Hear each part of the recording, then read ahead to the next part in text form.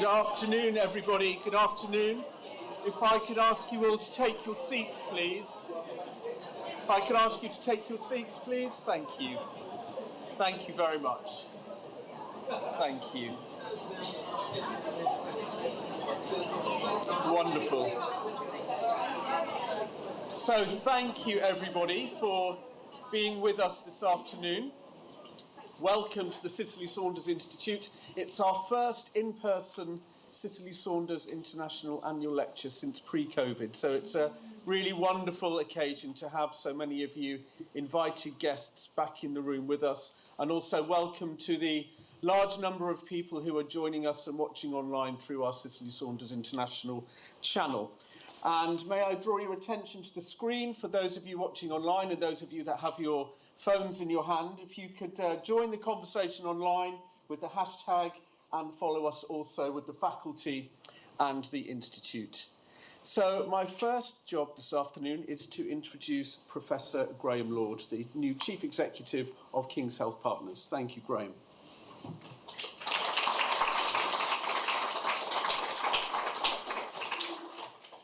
So thank you very much, Richard. Welcome to everyone in the room.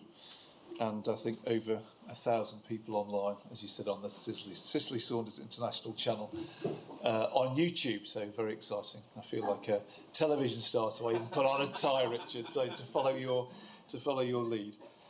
So King's Health Partners, which is essentially a university NHS partnership in South London, is here to deliver. Our mission statement is pioneering better health for all. I guess what that really means in today's context is to translate cutting-edge research and existing best practice into excellent patient care, but also to then research so that we move clinical practice forward through research and innovation, so that actually in 5 years' time we're better at delivering palliative care than we are today. So it's a real pleasure to introduce the annual lecture being delivered from the Cicely Saunders Institute at King's College London. Within King's Health Partners, the palliative care clinical academic group housed at this institute makes a major contribution to our goal of joining mind and body for better patient outcomes, not just in South London, but nationally and internationally. Some recent achievements include the new Dementia Empower Network, led by the Cicely Saunders Institute Director, Professor Catherine Evans. I don't know where she is. She's there, right on the front row, as you should be, but importantly funded by the National Institutes for Health Research, ESRC, and the Alzheimer's Society. So a true multi-funder initiative. In terms of research, I was just talking to a colleague from the Lancet Respiratory Medicine, the EU-funded Better B trial, which was published in the Lancet Respiratory Medicine in the last few weeks, which reported a drug trial for management of breathlessness led by Irene Higginson, who's also sat there in the front row. So congratulations, Irene, on a fabulous paper and piece of research. Also in research terms, the largest UK palliative care study ever of black and minority ethnicity communities, now recruited, led by Sabrina Bajwa and funded by NIHR, who spoke very movingly at the King's Health Partners annual conference last week. Congratulations. In terms of clinical academic integration, Dr. Stephen Ashford was awarded an NIHR Senior Clinical and Practitioner Award. We also like to influence policy, both locally and nationally, and Professor Catherine Sleeman is leading NIHR's first funded policy research unit in palliative care, quite an extraordinary outcome by which we hope to make sure that the right conversations are being had in central government about palliative care. And in terms of the clinical space, we've initiated dedicated end-of-life care rooms on the wards at King's College Hospital, where we are at the moment. And you can see many more detail of recent achievement in this triennial report, and I'm sure will give you good bedtime reading, but it really is fantastic. So I do commend you to look at this. It's an extraordinary collection of impact that the CSI has had over the last 3 years. So it's now my pleasure to introduce David Hui. And David is the Director of Supportive and Palliative Care Research at the University of Texas MD Anderson Cancer Center. He's duly certified as a practicing medical oncologist and a palliative care specialist. He's a clinician scientist with a research focus in symptom management and integration of oncology and palliative care and prognostication. And he's also a fellow of the American Academy of Hospice and Palliative Medicine. So it's a delight to have you here today, David. And today you will talk on, as you can read on the slide, the timely integration of oncology and palliative care, a rapidly evolving paradigm. So David, over to you. Thank you.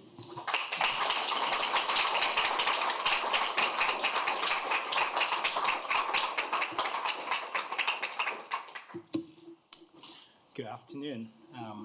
Thank you, Graham, for the introduction. And it's very deep honor to be here today, to be at the Cicely Saunders Institute, and to be in person with you to talk about a topic close to my heart, and to get a chance earlier to meet the many professors I cite, as well as the young minds who are going to be the leaders of palliative care coming up.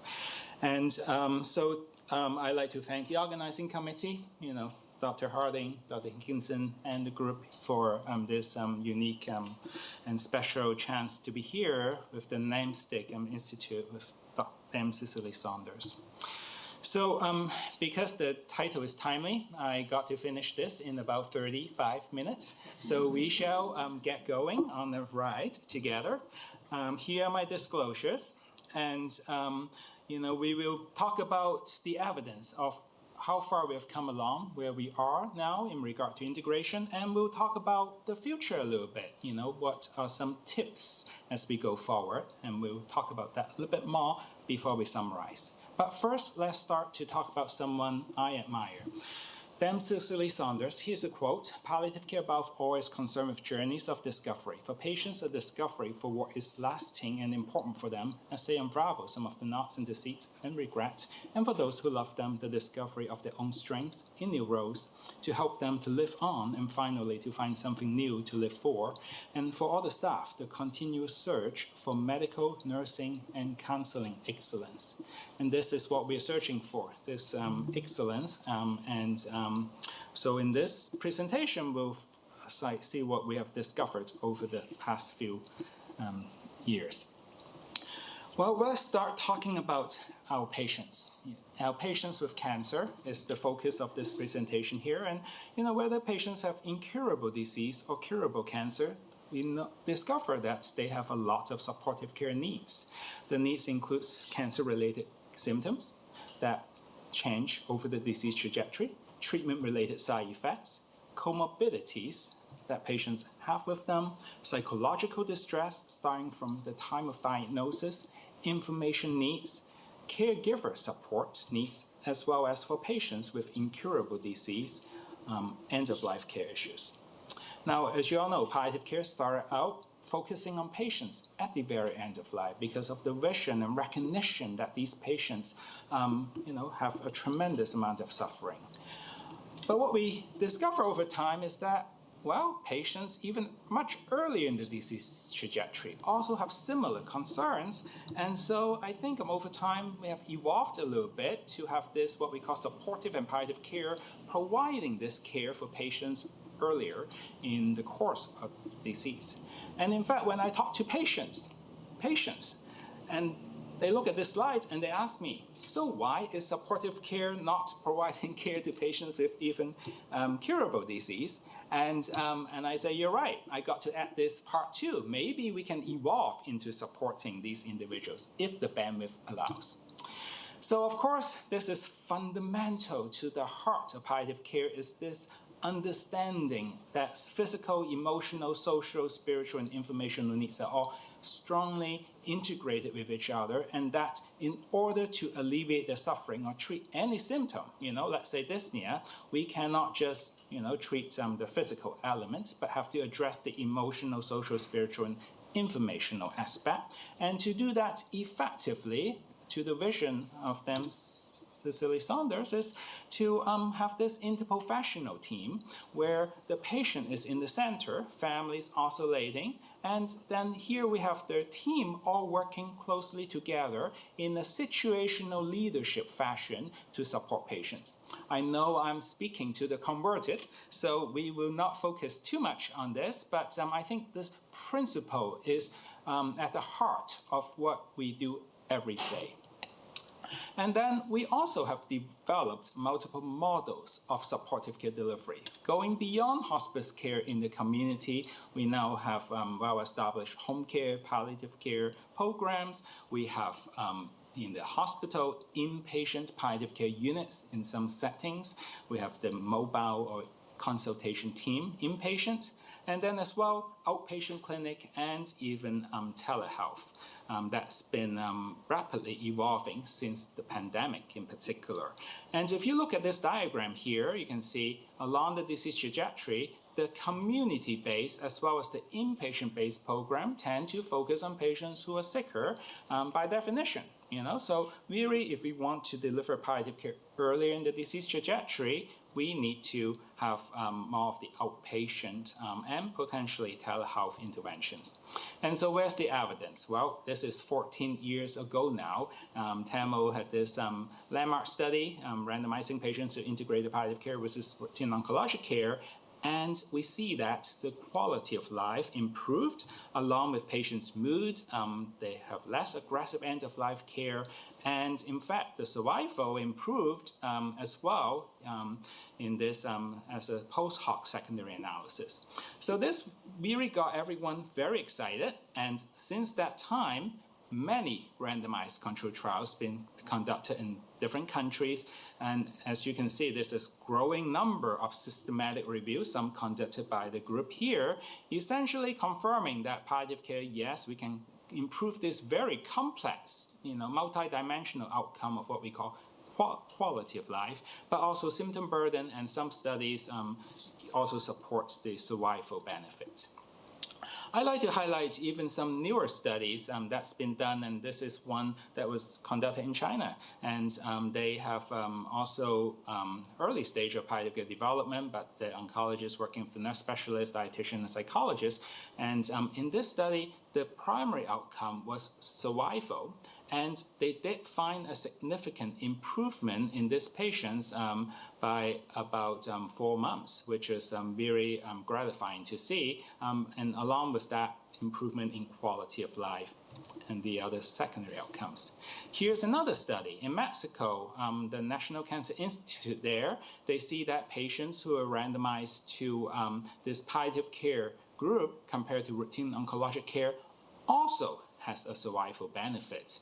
This time, even bigger difference, 18.1 months versus 10.5 months. And the performance status of patients, if they have a better performance status, that benefit was even more striking. So that's just interesting to see.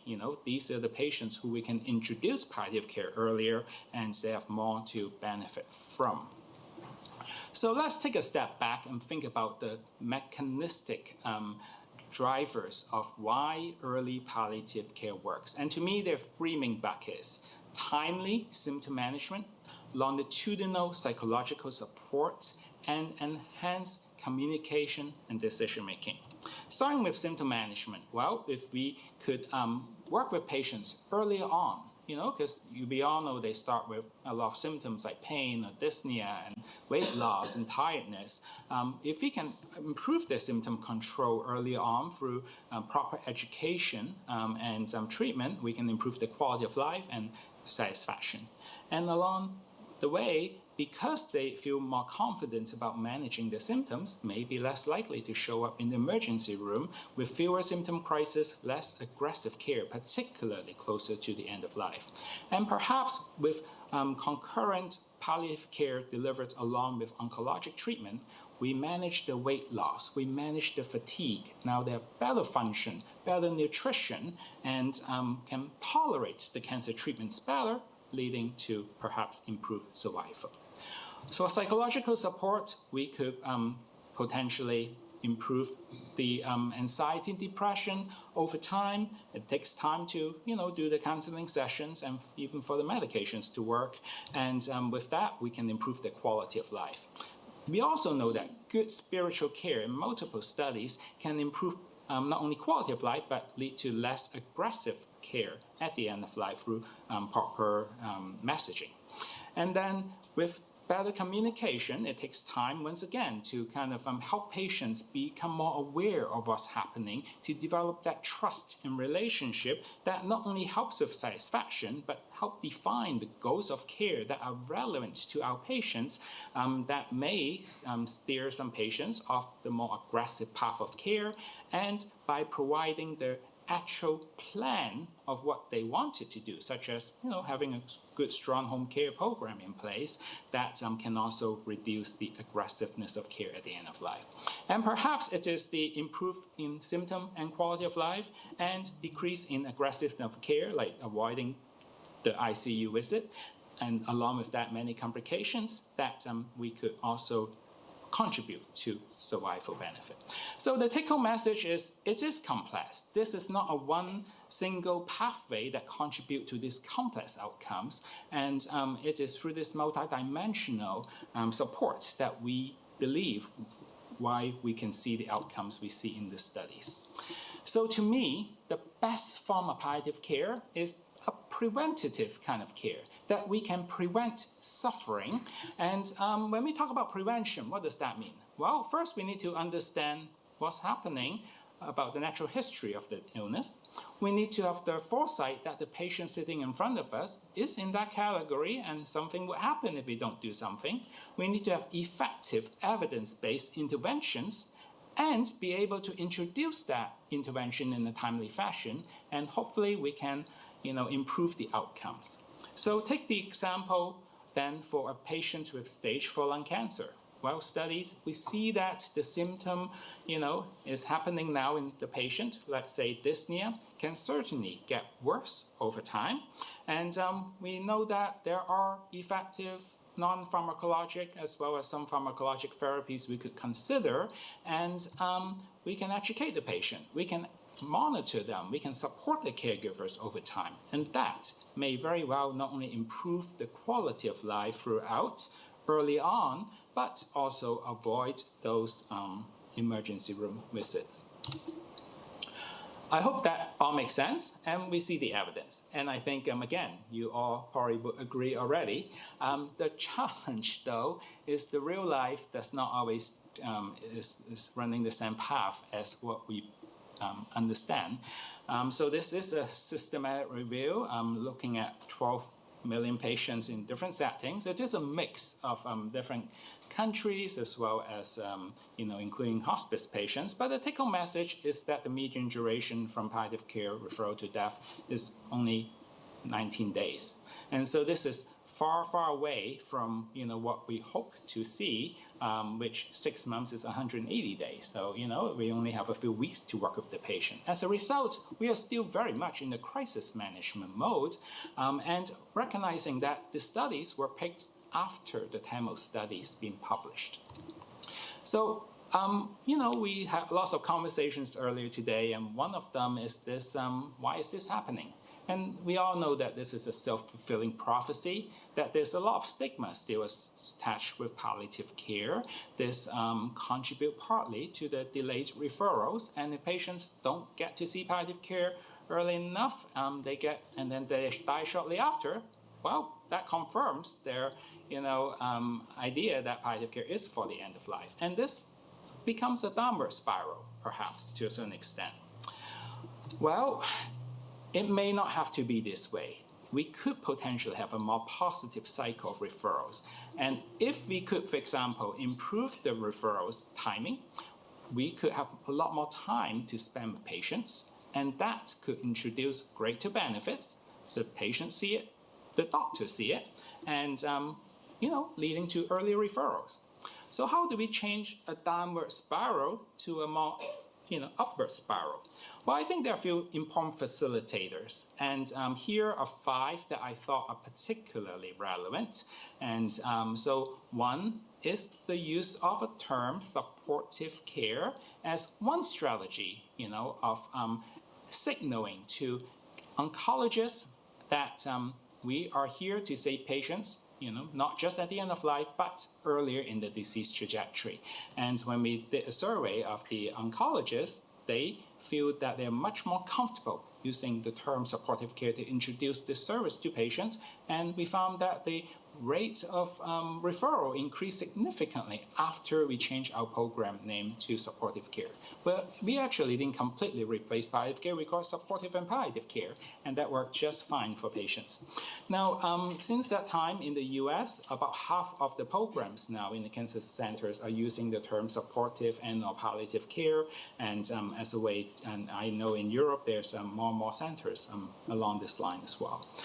I think providing excellent patient care and building that relationship with oncologists for them to see that we are doing great work and to support them, that they can now have less fatigue and more function, can certainly improve the confidence. And one patient at a time, we are building this positive cycle.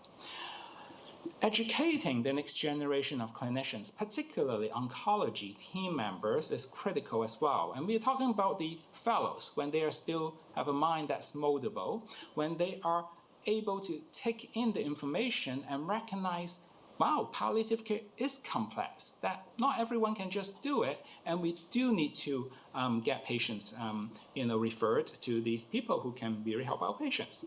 And there's again, evidence that younger oncologists are much more receptive to referring patients earlier. And of course, bringing in their high quality studies and can really improve patients' oncologists' confidence. And after all, we are a very evidence-based kind of driven discipline, and that could catalyze the process. And along with that, leadership support. Leadership support can help a lot, but at the same time, I think, at our institution, I would say the grassroots level of oncologists, just seeing the team and the function really contributed a lot. But having a top-down approach of leadership providing the resources, setting the tone, definitely helps, and having the healthcare system with reimbursement and support for palliative care can also have an impact as well. For example, in the US, some insurance companies are really advocating for more palliative care because they recognize the value that we bring. So here's some evidence. This is still unpublished because we just completed this study, but we examined the outcome of the time from referral to death for our patients from year to year at our outpatient clinic. So in fact, we have data even before that time, but here is one focusing in the last 7 years. And what we found is at that time, the median time from referral to death for our patients was 9 months, which is pretty good, already above the average. And but now moving further along, 2021 and even beyond, you can see the survival curves are higher and higher, supporting the idea that patients are being referred, engaging us earlier and earlier in the disease trajectory. So I think, at Saunders, we are happy to see this positive cycle, and I think this can be done, with the right, environment and facilitators.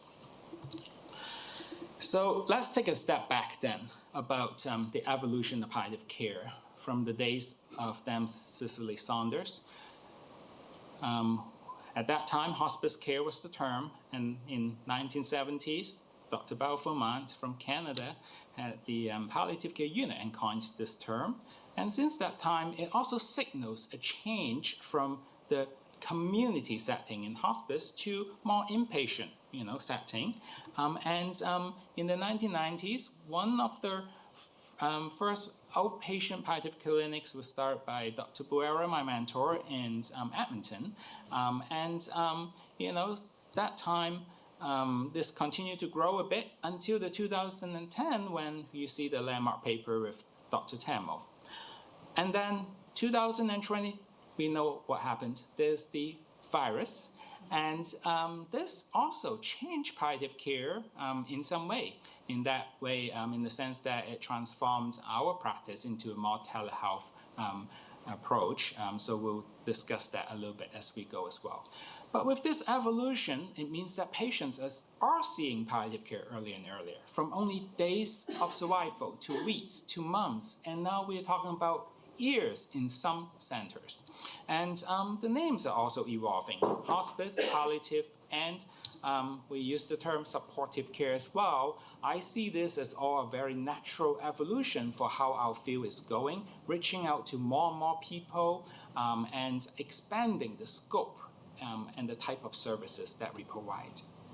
So the question really is no longer whether we need palliative care for patients, but how do we optimize it? So we ask the questions of when, what is the right team, how much palliative care, and where is the right place as some of the evolving concepts in our field. And to answer this, we have this simple mnemonic called TIPS, which is T for timely palliative care, which we'll explain, I for interdisciplinary, P is for personalizing it based on the patient's preferences and needs for the dose of palliative care, and also S is for setting. So we'll discuss each of these 4 areas for this part of the presentation. So let's talk about timely palliative care. And some people ask, how is it different from the idea of early palliative care? And in a way, let's talk about how we get patients referred nowadays. In vast majority of programs, it is still very much what we call selective referral. That means, some patients get referred by the oncologist and some don't. So here is a cartoon. In orange are all the patients who have quite a bit of distress, and most palliative care team would say, yeah, this patient I really need to see. In green are the patients who are doing pretty good in an oncology practice. And there are lots of patients who are doing pretty good, They have good function, they have low symptom burden, or the oncologists are doing a good job already. So that is excellent. And then in the boxes showing the patients who actually need to be referred or who were actually referred. And you can see not all the patients in distress were actually referred in this cartoon, but some oncologists have a lower threshold and they refer some patients. So what this leads to is uneven level of palliative care access. So the next idea is early palliative care referral. And if we are very evidence-based, we would, really follow the, trials. And the trials are actually quite inclusive. Anyone within the first, 2 months or 3 months of diagnosis with particular cancer types, they, if you follow them, they don't have a particular symptom burden, you can just refer them to palliative care. And we see the benefits, in quality of life. So that makes sense, but this what we call universal referral is also going to overwhelm the limited bandwidth in the palliative care team, and so we don't want all palliative care clinicians to burn out, and so it is really not done typically, even though the evidence supports it.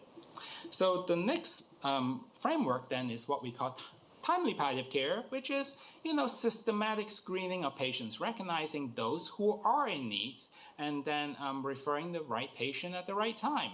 And there are patients who may not need palliative care now in green, but, we continue to screen them, we'll identify who needs it later, and, refer them to palliative care.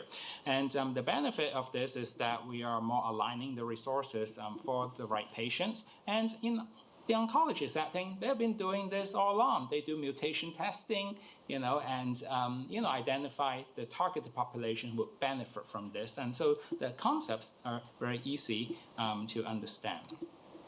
And is there evidence to support this approach? Well, Dr. Zimmerman conducted this randomized trial, palliative care, and there's a cluster randomized trial that was very nice in Canada, and we collaborated with her and look at a subgroup analysis of patients who have high symptom burden, the ones in orange, versus those who have a lower symptom burden at baseline.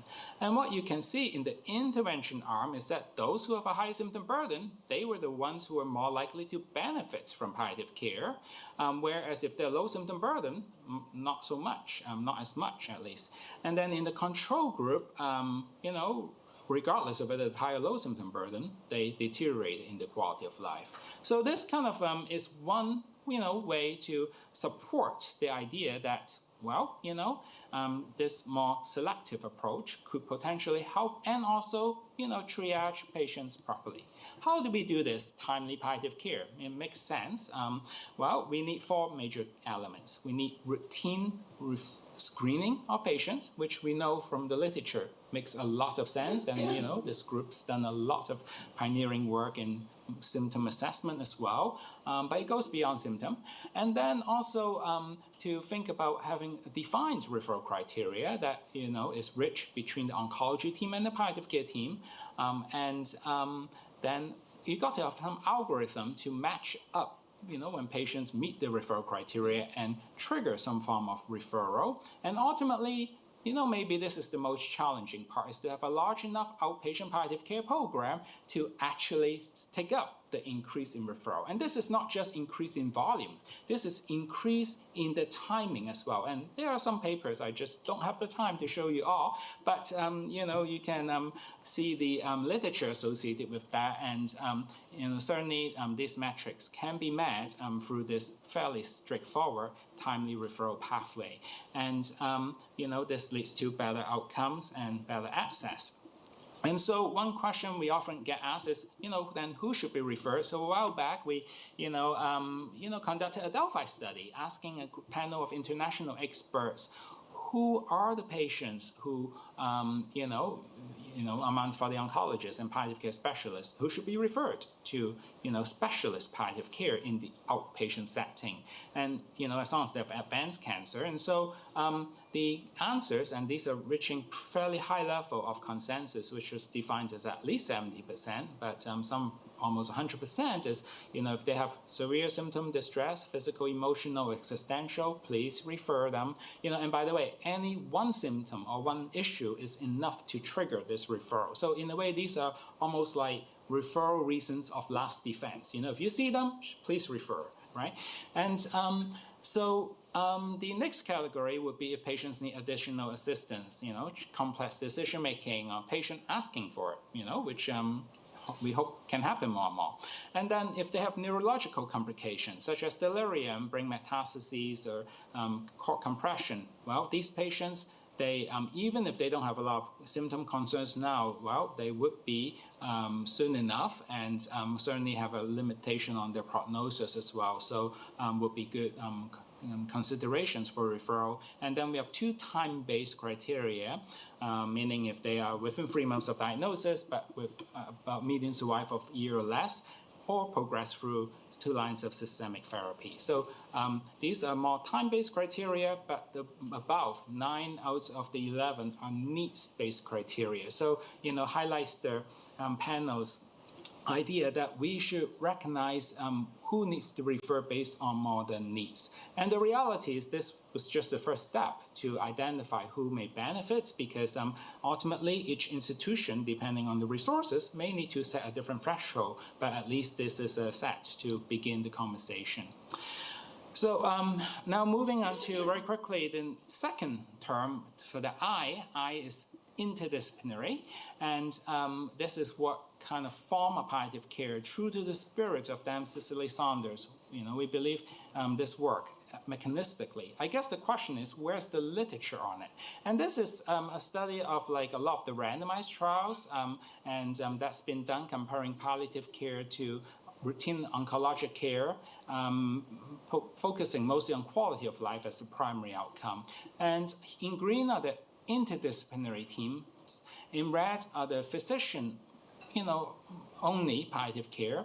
In orange are the advanced nurse practitioner-led study interventions. In blue are the clinic nurse-led interventions. And in purple are the primary care, non-specialist palliative care-led interventions. So here are the outcomes, and green means palliative care is better than control, and red means control is better than palliative care, and D is no difference, and dash is not examined.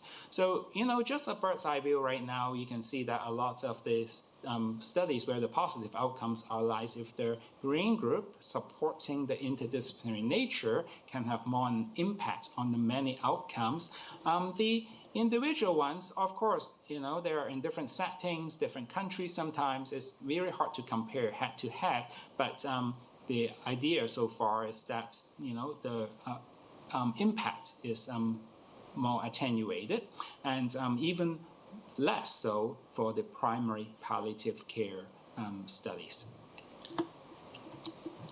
So if you believe the interdisciplinary team works, then I guess the next question is, what dose of palliative care? For example, how often should we see patients? And so this is a very new study of the Tamil group. They randomized patients with metastatic lung cancer to what they call step palliative care versus routine scheduled outpatient palliative care. So typically in the outpatient setting, we see patients every 4 to sometimes 6 weeks, and continue to see them until they decide to not follow up. And the alternative approach someone advocate because of the limited resource would be, well, we see them for the first time, and then after that, only as needed. If the disease progresses or they get admitted, we can then see them at that time. Or if patients were found to have a quality of life decrease of 10 points or more in the every 6-week screening, then they would be shifted to more scheduled every 4-week palliative care. So would this kind of titrated palliative care help patients' quality of life? And the question that was asked was whether this was non-inferior to what we believe is the gold standard of scheduled palliative care visits. And so the non-inferiority study did show that there is the two are the step palliative care was non-inferior to early palliative care group, and so that confirmed the hypothesis. And interestingly, the hospice stay was longer, in the early palliative care group, suggesting that perhaps having these kind of conversations more routinely could potentially help steer patients with their goals of care and care planning as well. So another direction we asked was, well, but that was for patients who are maybe relatively unselected, so everyone, as long as they are early in the disease trajectory, can be referred. But we, in the principle of timely palliative care, want to ask the question, should we see patients, have moderate symptom burden, and limited to that, and then randomize them to a higher level of monitoring? That means in addition to the every 4-week visit, we actually add through remote monitoring weekly phone calls to see where they are at. Because what we found is these patients, they have more symptom burden. They often say, well, I still have pain, but I'm not too sure. And you ask them to call them, but they don't always know, all the details of the logistics. So can we be more preventative in contacting them earlier on? And so this is actually increasing the intensity of support for patients as compared to standard palliative care. And we just presented this. It is a small study, and so I would consider a pilot at this time. We did see that the primary outcome of symptom burden did improve a bit more, and was statistically significant for this within group comparison. But whereas the usual standard palliative care group did not improve significantly at the primary outcome time point. Also interesting is that the quality of life improved even more so in the group with remote monitoring added on top of standard palliative care, and by 12 weeks, you can see the difference. So this provided some preliminary data for us to further investigate, but I think it is consistent with our hypothesis. And the next question, the last part would be the S. So where should we be providing care for these patients? Recognizing that outpatient is the place where the longitudinal care is provided, but some patients will end up in the hospital. They need it, and others would need home-based or community-based care. And ultimately, the idea is, if we have a adequately funded system, we can provide palliative care to the right patient at the right place and the right time. And telehealth has catapulted this significantly. So here is, one recent study looking at from this group here, looking at out of hours palliative care phone lines, suggesting that more evidence is needed, but generally there's some, emerging benefits. And the idea is if we can provide palliative care early enough for patients and in a comprehensive way, meet where patient is at, whether it's through the outpatient, in the acute palliative care unit, or through the home program, we can not only support the decision making, but also have an impact on providing the kind of alternative to dying in the hospital and the ICU. So ultimately, telehealth has transformed our care, and in our survey, we, of 200 patients who have been through not only inpatient, obviously, but also telehealth services, we asked them, what do you prefer? And these patients strongly support they like telehealth, virtual visits, and only 9% say, yeah, I'm in person is what I prefer. And, patients like it for the great degree of convenience, and also they don't feel the thoroughness is jeopardized for this. And of course, there's a latest study from Gear et al. Showing that virtual visits are non-inferior to in-person visits as well. And I think this supports that this type of care could potentially facilitate us to reach patients where they are at as well. So the summary of this presentation is that the question is no longer whether early palliative care is beneficial, but how can we personalize it? And we talk about timely palliative care, interdisciplinary, personalizing the dose based on who we are seeing and what the needs are, and also in the right setting for the patient.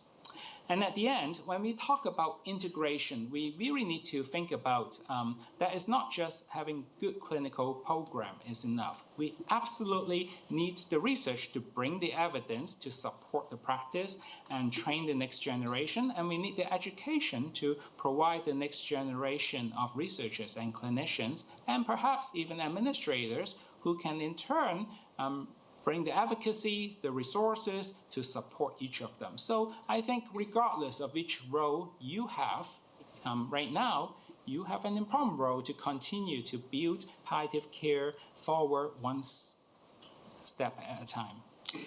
And Lancet published this commission on integration of oncology and palliative care, and essentially highlighting some of the many principles we talked about earlier. And you have a visionary leader, Professor Higginson, who clearly advocates for this important message of more access, and also more research. That is what our field needs. And so, I talked about two women who I admire a lot. Another one I just want to end my presentation is my mother. So coming back to the UK is very special for me, being in this prestigious institution. And I, also personally is very meaningful because I was born not too far away from London.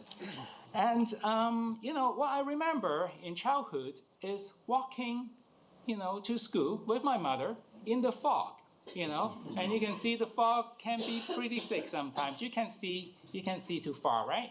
And but I know holding my mother's hand, that she has a sense of direction, and, she will guide me to where I need to be. And, if I think about reflecting this, this is what palliative care does, is to help patients navigate this uncertainty and help them achieve their goals. And so thank you very much for your attention. I also like to thank my collaborators, my mentor, Dr. Buera, and the team, as well as, the funding agencies for many of the support for some of the work presented here. Thank you for the opportunity.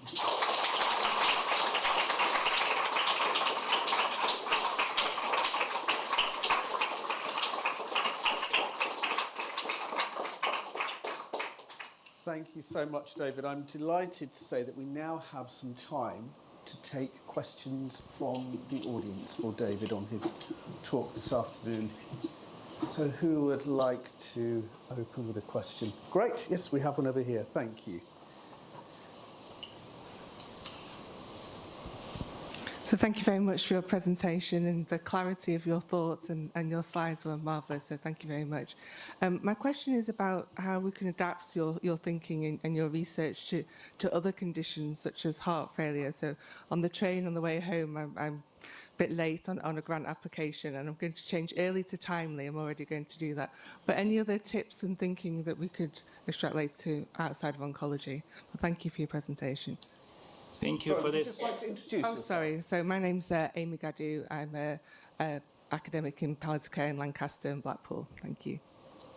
Thank you for this wonderful question. I think, you have a tremendous group here who've done so much, groundbreaking work in, not only cancer, but non-cancer, conditions. I kind of see cancer as just one model. I think the principles that we learn, there are many failures that we have tried and some breakthroughs we have been able to make. Maybe examples. The principles would not change, such as the interdisciplinary nature, such as the timeliness nature, that we can prevent the suffering rather than waiting till it happens, that we need to titrate the dose. All these principles are, there. But of course, patients with dementia, have a different trajectory and set of unique needs that we need to be mindful of. The decisions are different.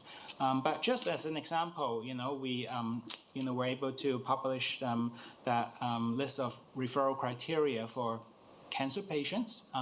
But we also collaborated with our colleague in Australia, Jennifer Phillip, and our groups working together to work on referral criteria for patients with dementia, with heart failure, with COPD, with chronic kidney disease. So, just not only clinically, we can think about the opportunities to, kind of build on this, but also research, maybe some of the things that's been done. Others are a little bit behind, maybe a little bit behind a lot behind in some other areas, but I think those are opportunities for us to kind of say, well, this works. Why don't we apply it and see how it works? And we kind of identify some unique, criteria that would say for heart failure patients, advanced cardiac support therapies, for example, kind of when do you need to involve specialist palliative care teams? So of course, that's just one small step, but it's an example of, I think, how we can apply some of the principles, not only in practice, but research as well. Thank you. Thank you. Another question from the floor. Yes, thank you. Would you like to introduce yourself? Hi, my name's Jo Bailey. I'm a postdoc researcher here at Cicely Saunders. I met you this afternoon and was delighted with your presentation just now. Thank you. It's really lovely to see the trajectory of palliative care research over the years presented so clearly. I'm interested in the slide where you talked about the triggers to referral and severe symptoms and other aspects from the triggers to referral. And I'm thinking about the composition of the palliative care team and whether the triggers to referral need to be a little bit more discriminatory for different members of the team. Thinking about advanced care planning that we bring in early for timely decisions for future care. Do we need to look at function-orientated palliative care as a trigger for referrals when people are experiencing changes in function? And is that something that we need to include in lists of triggers to referral? Thank you. Yeah, thank you very much. I appreciate that comment. I think all studies have limitations. That study, there was a limitation that we focus on physicians, and so, they always perspective. I think you do recognize that there are other angles, but I would say those criteria is just a starting point, and that it is so important to tailor it to each, unique institution based on the resources you have as well, based on the team makeup, and kind of have that consensus with the oncology team. And, the concepts hopefully make sense, then applying it. There's a whole field of implementation science that we, can think about, but ultimately, rolling them out. I think we also ask patients. We did a separate study asking patients, when do you think you you need to be referred, and those patients who have seen palliative care at least once, so they know what it is all about. And so interestingly, those patients, they, number one, the median survival was about 9 or 10 months, and they felt that generally it was about right, although some still felt that it was too late.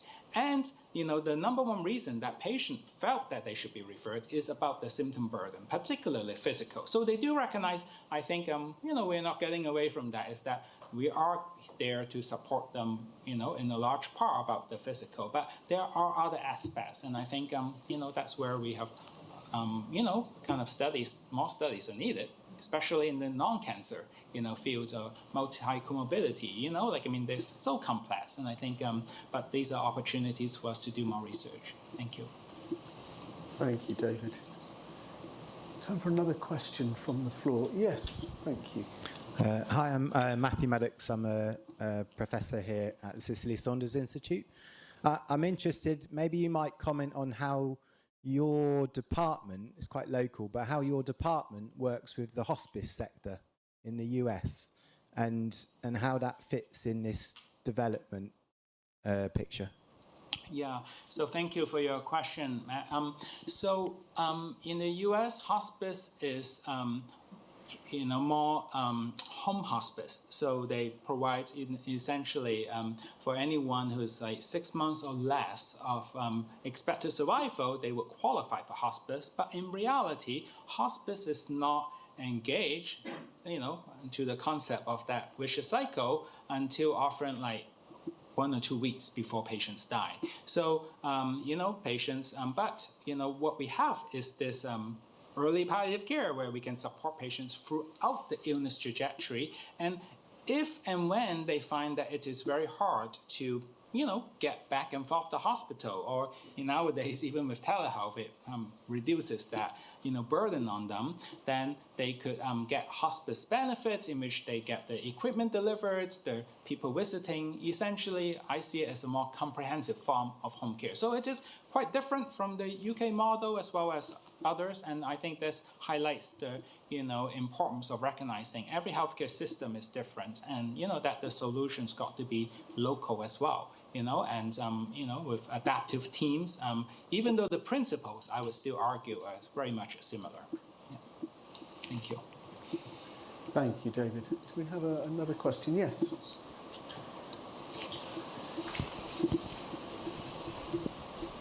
Thank you. Hello, I'm Matthew Reid. I'm Chief Executive of Marie Curie in the UK, and thank you for your excellent presentation. Just to pick up on the previous point you were making around different healthcare systems, we're potentially going for a bit of a relook at how healthcare works across England over these next few years. Did you have any sort of top tips on sort of 3 things you think from your own experience we could be doing better in the UK to more mainstream palliative end-of-life care for more people? Well, that sounds like a great question for Dr. Higginson. Yeah, but you're up there. Yes. Well, I think talking of tips, and I guess people already use that term, but, I would say that, I have to say the experts are here, rely on your local experts who have a deep understanding of what is needed, I think that may be my best answer. Of course, we all work very hard every day to advocate for palliative care, in our own ways, whether we're seeing the next patient and knowing that patient can do better. And, I think we're promoting the field, educating, the next, person who might want to learn more about palliative care or doing the research and the policy changes. So I think this is hard work. But if you look back, how times have changed, I think it is evolving, and so I'm very optimistic about the future, and I hope, we can all continue to build on it. And, this afternoon met with many, young people, and I think it's very exciting. I think your institute here is training, a tremendous group of people who are not going to change care here in the UK, but around the world. So it is fantastic to see this kind of incubator, and the tremendous work that you are doing already. Of course, there's a lot more work ahead. Thank you. I think we have time for one more question. Yes, please.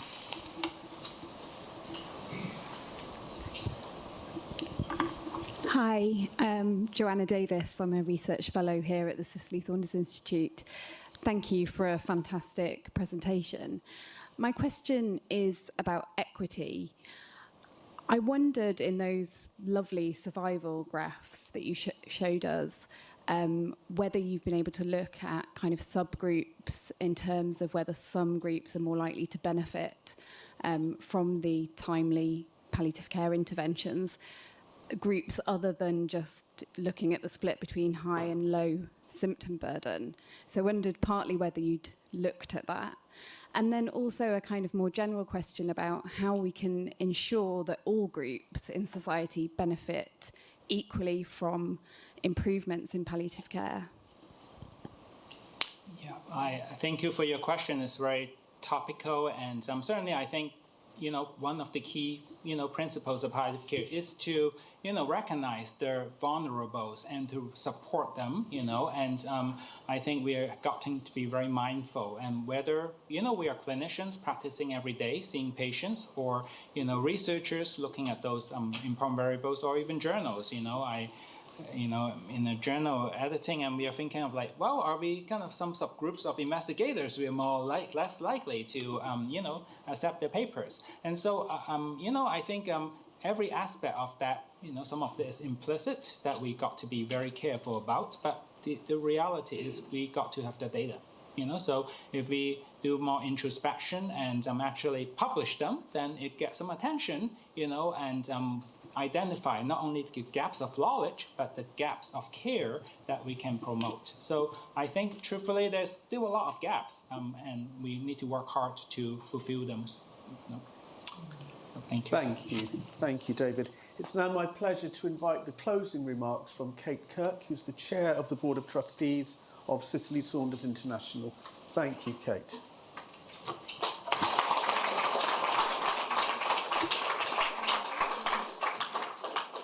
Thank you. I hope that clapping is for David, not for me. Yes, I'm Chair of Trustees of Cicely Saunders International. We are closely entangled, if you like, with the Institute here. We are a charity, and our aim, in a nutshell, is to make high-quality palliative care available to everybody who needs it, which is, just a small little goal. We'll keep it small. David, your lecture was brilliant, and it was fascinating, and I like the way that you integrated sort of earlier knowledge and studies, and it's sort of building up this huge body of evidence about something that probably, if you thought about it, you think it was a no-brainer. I mean, it sort of seems obvious, but you need all that kind of evidence and that research to be able to demonstrate it. And it's very important we're seeing how cancer care in particular is evolving for patients and families and health systems as we move forward. But I just briefly wanted to say a couple of things about Cicely Saunders International, the charity, because there may be some of you who don't know much about us. We've been established for over 20 years. We've raised over £20 million. We've roughly doubled that in terms of leveraged funding and research grants and other income streams for specific projects. One of our early goals was realised when we partnered with King's and raised 10 million to develop this building and this institute to create a hub for the kind of multidisciplinary research that's so important. And recently we've been very delighted to congratulate not only Professor Harding, but also Professor Evans on moving into new and even more important roles than the ones they currently occupied. So we're delighted, and we're very glad that Cicely Saunders International had a small role in supporting them along their journeys.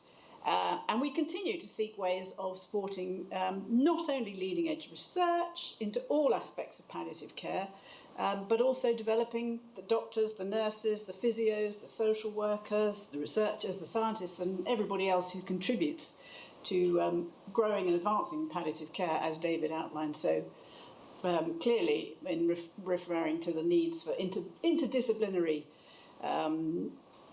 operating, if you like. And looking ahead, we're really excited that we're being involved in the King's Better Health and Care Futures initiative, which it aligns very well with our mission and our action plan for palliative care, which you can probably pick up outside if you haven't already downloaded it. Not least because this is something that really puts patients and families, however those families are constituted, at the centre of care. And we saw from those diagrams that everything is connected. There are no silos. You have to kind of join everything together to actually really make a difference. So we're feeling that this idea of expanding a care force, if you like, and improving things across the healthcare system, even if it means frugal innovations, we might find there are ways where you don't have to spend lots more money in order to make a big difference. And community engagement and empowerment, all of those kind of speak to our purpose as a charity. And Cicely, I don't think this is a conflict of interest. She was my aunt, so, nepotism maybe. But anyway, she famously said, as you can see on that stand over there, you matter because you are you. And that is her talking to patients. And I'm going to very cheekily add to that from our perspective, perhaps she really ought now to be saying, we all matter because we are us. And we're the ones together that are building this better delivery of palliative care. So that's all I'm going to say. I'm going to say thank you again, David, for your fascinating talk. I'm very much hoping I might be able to get hold of the slides so I can nick some of them. And please, would you, all of those who are here in the room are very warmly invited to join us out in the atrium for a drink, for a chat.